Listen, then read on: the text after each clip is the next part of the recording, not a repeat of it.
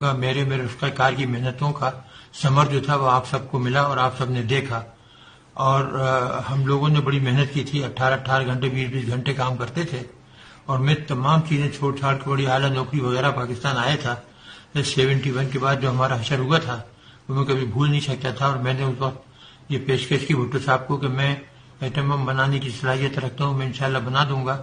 تو انہوں نے فوری مجھے تمام سہولتیں دے دیں اور مجھے یہ کام جو تھا میرے سپرد کر دیا.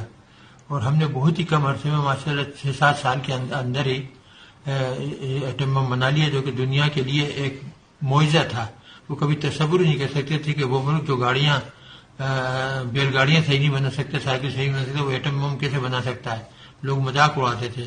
لیکن جب ہم نے بنایا اور میں نے دسمبر 84 کو جنرل ضیاء کو لکھ کر دیا, تاریخ میں موجود ہے وہ خط کہ جی ہم نے ایٹم بم بنا لیا اور ہم 1 ہفتے کے نوٹس پر اس کو دھماکہ کر سکتے ہیں, تو وہ بہت خوشی. انہوں نے مجھے گلے لگایا, میری پیشانی چومی اور کہا کہ بس اب ہندوؤں کا ہم بیڑا غرق کر دیں گے اگر انہوں نے ذرا بھی ہمارے ساتھ بدماشی کی.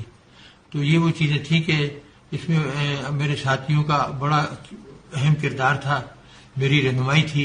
صبح سے شام تک ہم کام کرتے تھے اور ہم نے بہت تیزی سے یہ بنایا, بلکہ نہ صرف ایک بنایا, کئی بنا دیے تھے. اور جنرل ضیاء سے کہا تھا کہ آپ جب حکم دیں گے تو ہم دھماکہ کرنے کو تیار ہیں.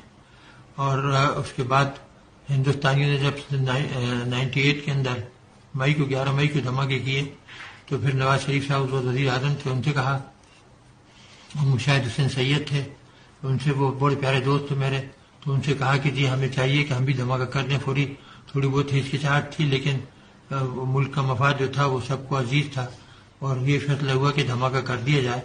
اور پھر ہم نے ہندوستان کے 5 کے بدلے 6 دھماکے کر دیے اور ان کا منہ ہمیشہ کے لیے بند کر دیا.